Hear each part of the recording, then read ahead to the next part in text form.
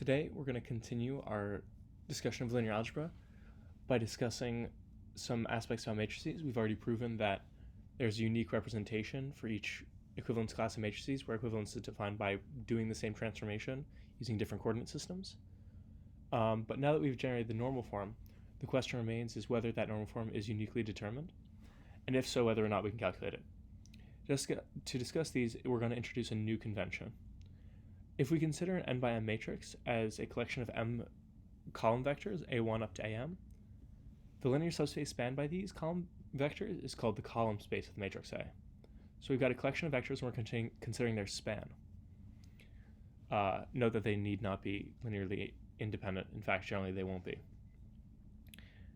And you say that the dimension of the column space, i.e. the dimension of the spanning space, is the column rank. So if you have you have the spanning set, so usually your goal is to find the column rank, you'd need to reduce them to a linearly independent set, and then however many elements are in that linear independent set will give you the column rank of the matrix, which you note by crank or C rank of A.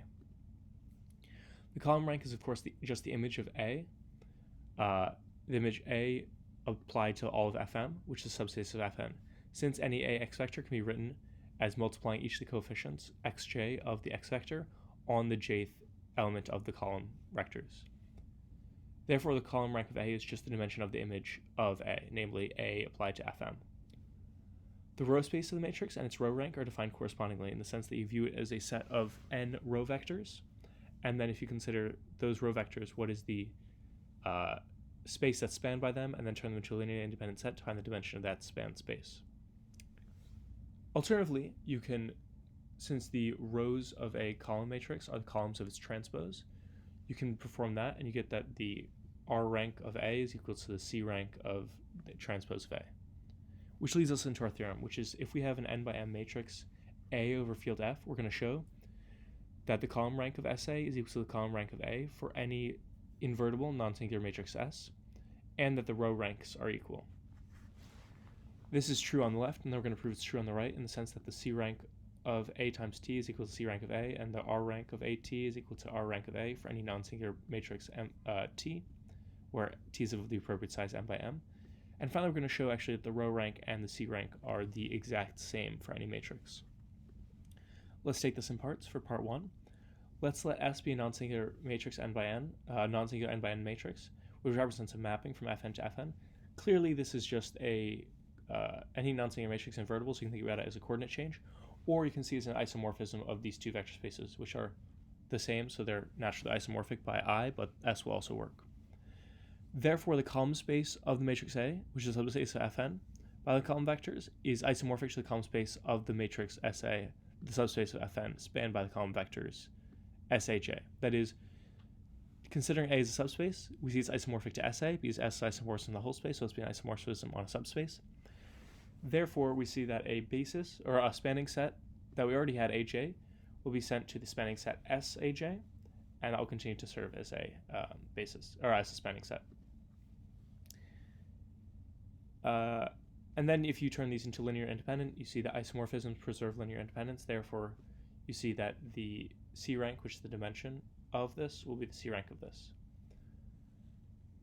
On the other hand, let's consider another idea, which is that since the entries of the product matrix B equals SA can be written as this particular sum, follows that these row vectors of the matrix B are the linear combinations Bi of this form of the row vectors AK, where which are generally the Kj, like the jth terms from 1 to m of AKJ. Therefore, we can get that R rank of B is less than or equal to R rank of A. Remember, B is SA. And conversely, since S is non-singular, then you can write A is equal to S inverse of B, so you can do the exact same calculation, get R rank of B.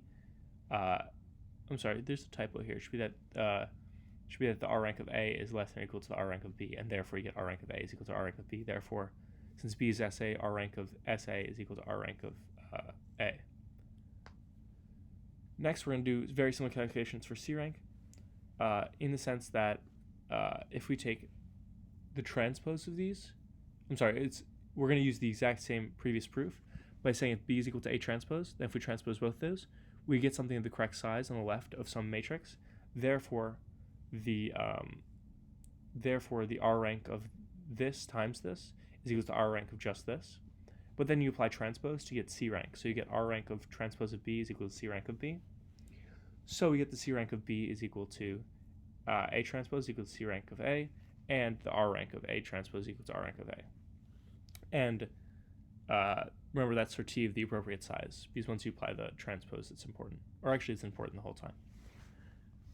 Finally, let's do the last part, which is showing that the R rank of A is equal to the C rank of A.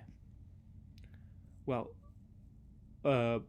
we can, using equivalence, the definition of equivalence, there exists invertible matrices ST such that SAT has the form of 1.64. Remember, that was our standard definition of our standard representative of the equivalence class of equivalent matrices.